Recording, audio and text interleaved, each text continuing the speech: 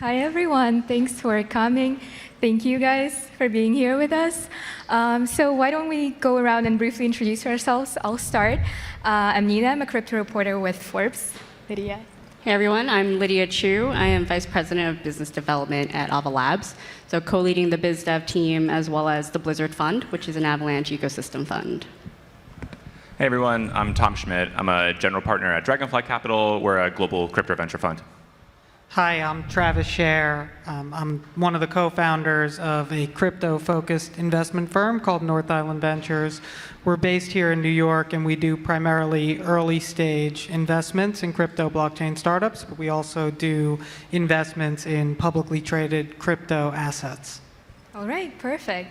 So last year, we saw crazy rounds, high sky valuations. Deal making isn't stopping, obviously, but the environment is very different. And I'm curious, what are you guys as investors looking for today versus last year?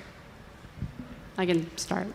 So last year, we saw a lot of projects that were building on existing ideas, existing protocols, forks, modified forks. And then first half of 2021 was very much DeFi driven. And then second half, what we saw on Avalanche was very gaming driven. So this really led to a proliferation of play to earn games as well, and what people regard as unsustainable tokenomics. And I think we're just going to jump right into it. But coming into this year, I think we're excited to see folks rethink those models and come up with more sustainable economics for their protocol, kind of drive growth with their tokens and align that more with actual usage of their protocol. Yeah, I don't think our sector focus or criteria has changed too much, actually. Like, we still do a little bit of everything. We do early DeFi protocols, we do NFT infrastructure, we do layer ones, layer twos, CeFi infrastructure.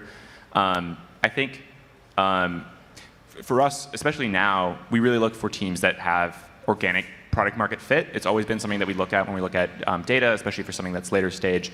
But especially true when yields are down and you have to sort of find something that actually has users that's solving a real problem versus something that may have relied too much on incentives.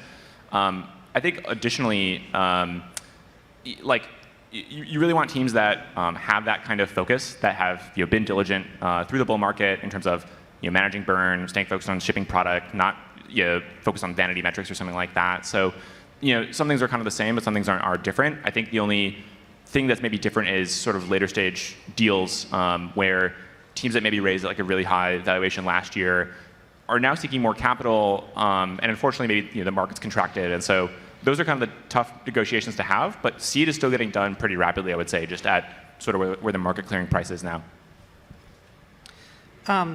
So on the one hand, I would say how we look at investment opportunities hasn't changed at all. We do primarily seed stage investing, and so you're always thinking 5 years into the future. You're looking at the quality of the team, the quality of the idea, and the deal terms. But on the other hand, I do think that a lot has changed. I think that last year, based on the infrastructure that was available, we did sort of reach some of the limits of what was possible on blockchains with the ideas that were out there. So if you look at DeFi 1.0, which was based primarily on hype and speculation, we took that about as far as it could go, and in its logical extremes, it led to fragile systems that have completely collapsed. If you look at the NFT market, there was a lot of experimentation with 2D static images that people got really excited about buying and trading. And again, I think that's gone about as far as it can. So looking to the future now, what we're really looking for is more robust, more secure, more scalable infrastructure. And on top of that, we're looking for applications that can solve problems in the real world. And some of those will take some of the primitives that we've built in DeFi and NFTs and apply those to areas that can actually improve people's lives. And it's not going to be as easy as building, some of the speculation-based traction that we saw last year. And we're also looking for just new, innovative applications of this technology. Like I don't really have a strong opinion on this, but one of the trends that some people are excited about is this proof of physical work concept. So the idea that you could use some of the ideas behind helium, for example, to create these incentivized networks to collect a bunch of data and offer a service all over the world. So that's really how we're looking at things today. All right, so thank you. Before we dive into the specifics, and particularly some of the verticals that took off last year, DeFi, NFTs, I just want to take a step back and ask you, what do you think should be the guiding principles for any founder to navigate the turbulence, not just specific to this bear market, but in general?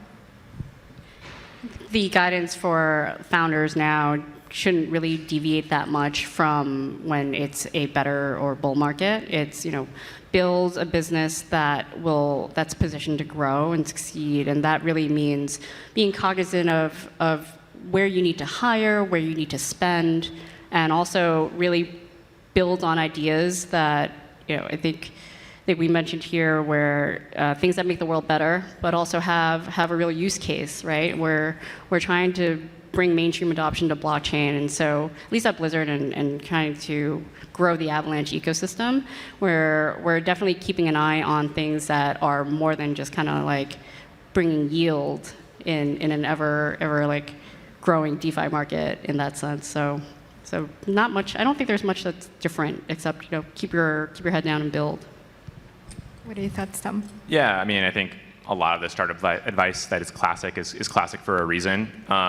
I think the main difference in crypto founders is you get a lot of people who are very idealistic, both in terms of having some sort of grand cathedral or blueprint that they want to build, because it's sort of their ideal vision of what the world should look like, or they have sort of a misunderstanding of people's values and want to build something that they think should exist, but like no one actually wants or exists today. And so I think for us, we always have a bias towards small teams that ship fast and use that to iterate, which is somewhat tricky in crypto, given sort of the complexities of smart contract development or blockchain development broadly, but I think is actually is possible for sort of the right set of team members. And so I think that's probably like the strongest indicator for us, or highest signal indicator for us of a team that is likely going to be successful in the long term is, do you ship reliably? Do you look at the data? Do you see what your people are doing and using that to inform the product roadmap?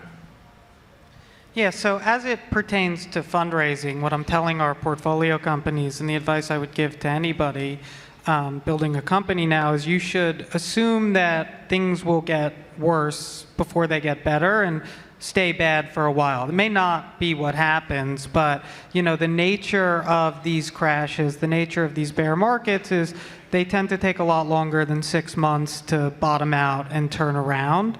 And so from a strategic perspective, if you have the opportunity to raise capital now, you should do it.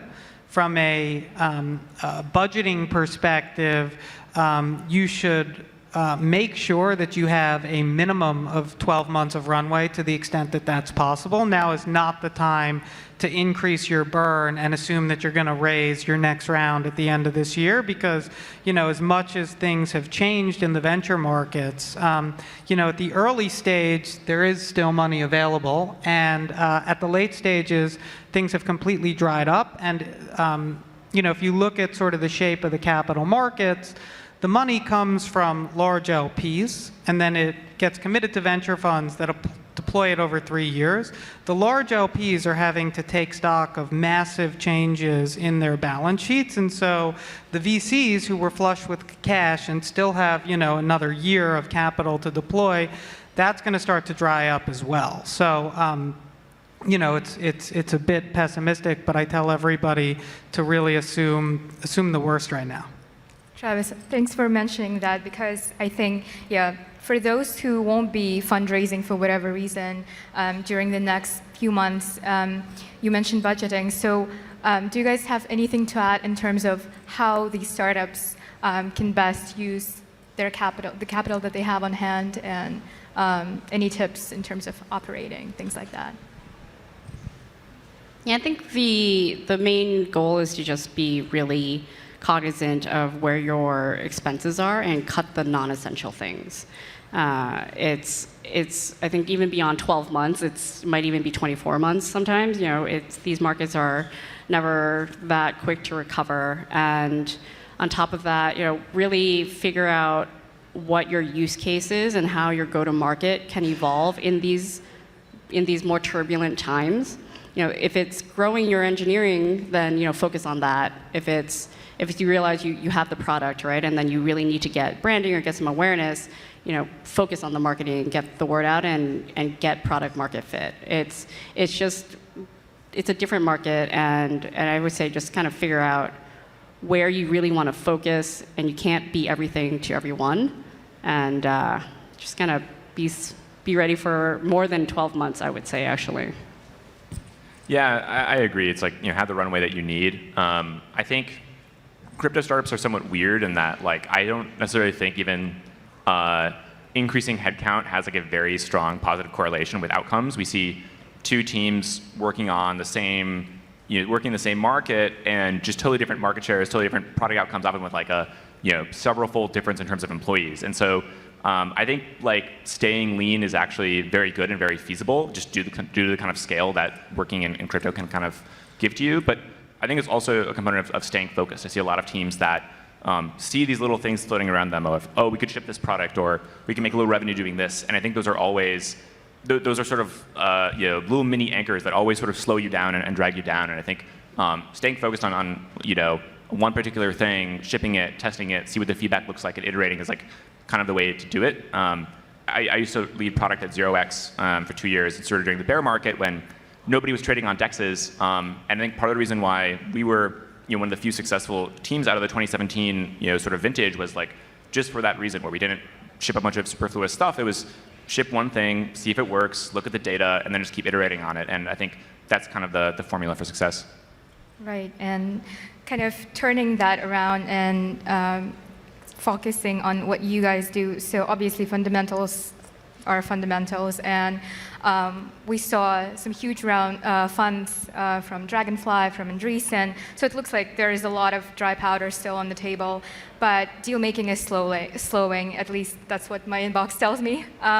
So I'm just wondering, how are you reprioritizing, perhaps, if at all? Yeah, it's definitely going to take longer for founders who are looking to fundraise. That's just what the market is. There is still dry powder out there. VCs are still taking meetings. It's just a question of how much longer these meetings take and what is the likelihood that they're actually looking to deploy capital. It's probably not a near-term thing where VCs are going to all of a sudden say, okay, I think the market is settled. I'm ready to start deploying this. Funds have long-term durations over the course of multiple years. So it's just going to be very much, even at Blizzard, we're continuing to participate in rounds, but things are taking longer just because we're being more cognizant of the market. And we also want to make sure that the funds or the teams that are left building right now, that they are also keeping a longer-term plan in mind and looking to be here after 5 years, right? That's kind of how we're looking at it. Yeah, so we just closed a $650 million fund for venture. So it's a nice position to be in, where we have a lot of cash and can find the best teams and work with them. I don't think our strategy has actually changed too much. Venture is sort of venture, where you back teams in early stages and you help them build, and it's kind of like getting married, and hopefully many years later, things work out. I think for us, as Lydia was saying, it's nice that the deal pace has slowed down a little bit, where it used to be, hey, we need a term sheet within 24 hours because we have 4 other term sheets.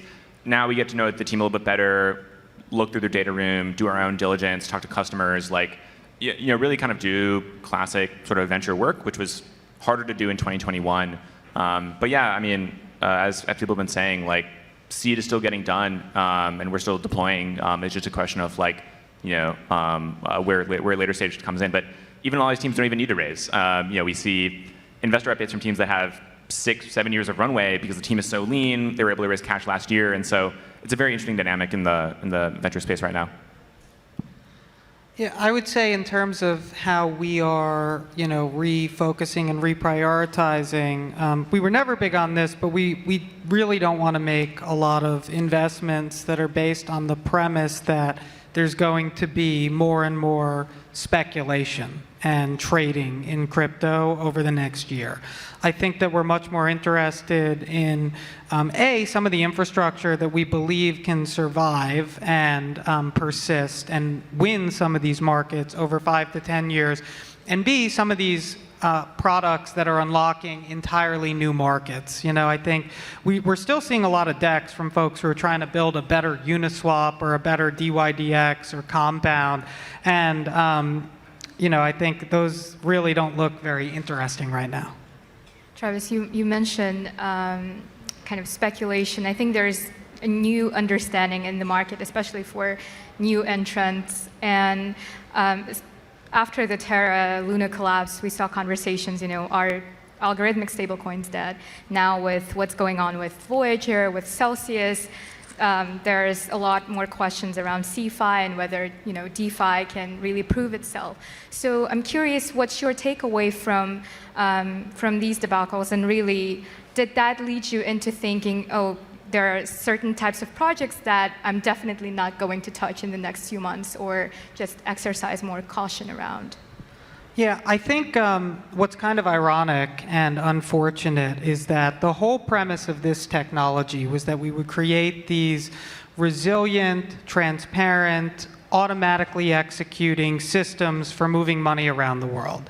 And what got built on top of that were A, some obviously fragile systems, and B, an entire shadow banking system. And I think what people are now clear on is that just because something is based on blockchain or crypto, or just because a company is in the crypto or blockchain space, it can be, as fragile as anything that's ever existed in traditional finance. And I think that, there's been a lot of money lost, and this will set the industry back in some ways, but the scale of the losses is totally manageable, and I'm optimistic that the lessons learned will lead to the next wave of financial infrastructure that's being built here that actually is more secure, resilient, that people understand how to look through the transparency that's available. And a lot of those protocols and primitives do already exist. I mean, most of DeFi has held up incredibly well during this downturn, but I'm hopeful that those are the lessons learned here. Yeah, I feel like as someone who's been in DeFi before DeFi was DeFi, it's extremely validating actually kind of see what's happened where not a single user dollar was lost in Aave, Compound, or Maker. It's people basically building a '08 style, thank you, GFC style thing. But instead of using mortgage-backed securities, they're using crypto. But it's the same kind of problems as back then that DeFi was built to solve. And that's kind of what you're seeing, right? There's all these negotiations around who's senior, who's junior in these bankruptcy resettlements. But who's actually the most senior is DeFi. They're getting paid back before anybody else because the smart contracts specify that. And so I agree. I think some stuff was unsustainable. I think overall, there's probably going to be sort of a come to Jesus moment in CeFi around what does sort of the next wave of CeFi look like. But if anything, DeFi has been unbelievably resilient, and I think it's made me much more convicted on it. Yeah, I can just repeat everything that these two said. CeFi isn't DeFi, and it was really just a new name for banks that are functioning outside of blockchain. They just use assets, right? They just use the crypto instead of actually building on chain.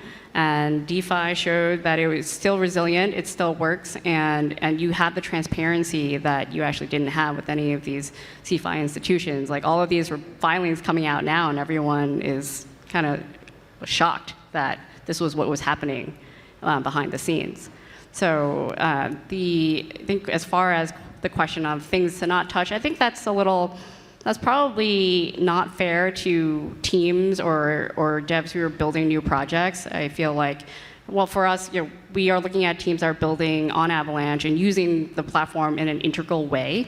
So that automatically kind of removes the more centralized, the CeFi solutions out of the picture. But at the same time, the innovation that may be happening in algo stablecoins, for as an example, we don't want to, we don't want to preclude any new projects or new ideas. So I think it's probably a good idea to give everyone a fair shake and just evaluate everyone on the team and the idea from the outset. Right. We have a few minutes left, so I want to focus on what you guys do at Avalabs because, yeah, you mentioned Blizzard. The Avalanche Foundation also launched these huge incentive programs like the Avalanche Rush, Multiverse, which were very successful in drawing growth to the ecosystem. So I'm wondering, in the next few months, how are you thinking about running these programs, the fund, and what should we expect from you going forward? We've been very thoughtful about how we structure these programs and how we position them as well. Last year was Rush. We were very focused on building out the DeFi ecosystem. And then we rolled out Multiverse because we were really focused on bringing subnets to market and getting product market fit for subnets and showing that this will help Avalanche scale and scalability is here for blockchain. So as far as the next few months go, actually on the topic of strategic fundraising, maybe it's not going to venture if you don't have to. Maybe it's exploring incentive programs, exploring grants, exploring what foundations are offering outside of investment dollars. But we've been very thoughtful, and we'll continue to deploy these incentive programs where it makes sense. We're not stopping, and as far as what future initiatives look like, I think that really is a more top-down strategy conversation, but we're very focused on subnets right now.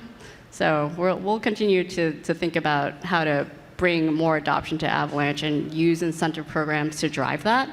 But I don't think there's nothing to announce right now. All right, we'll be on the lookout. So my last question for you guys would be, and this is something that we were talking about in the beginning with DeFi, NFTs, DAOs. This really what drove the last bull market. So how are you looking at that today, this year? Like what are we looking to invest in? Yeah.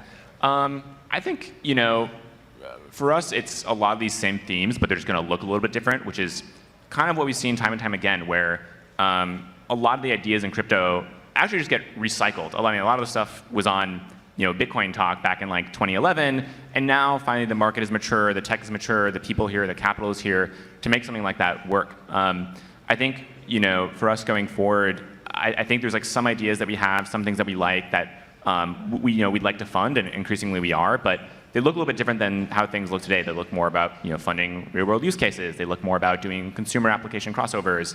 Even things like NFTs have gone through many different cycles where it used to be about celebrities doing NFT drops on the Nifty Gateway to these PFP collections to these community-owned projects. And so a lot of the times you'll see the same idea replicated with something fresh, and that's kind of what we're looking to fund. All right, Travis, do you want to wrap up? Yeah, so I'd say as it relates to those three categories, in DeFi, what we've proven is you can create these software protocols that replace financial intermediaries. And I think, just to hammer home the point, during this downturn, many of those have proven to be extremely robust. And most people are talking about the failures, but those are big successes. And now the question is, how can we take those, cross the chasm, and solve problems in the real world? So we're looking for companies that are doing that. In the NFT space, I think we've proven that there is consumer demand for digital assets, and that people understand what digital assets are and the value that you can create when you have provable scarcity. And the potential number of applications here is infinite. But what's interesting to us is moving beyond these static 2D images to NFTs that are more interactive, have more utility, and that could be as simple as an item in a game, or it could be something that gives you the right to participate in the creation of some media experience. I mean, the possibilities are endless. So there, we're looking for, again, companies that are building experiences that are much more interactive than the last wave. In the DAO space, I don't really feel that's had its sort of proof of concept moment. I mean, the closest thing we had really was like Constitution DAO, which was barely a DAO. It was a lot of fun. But So there, I think like there's a lot of infrastructure that needs to get built around, creation, discovery, participation, et cetera. There's a ton of companies doing that. We haven't invested any because there's so many; it's hard to pick. But I do believe that the core idea there is perhaps the most interesting in crypto, perhaps the most transformative, and if it works, I think that these decentralized organizations that can aggregate capital and talent can really go on to solve some of the biggest problems in the world. And so, we're super excited about that, but it's perhaps a bit longer term. All right, thank you. Yeah, well, time to build. VCs are still taking meetings, so thank you all for joining us and enjoy the rest of the event. Thank you.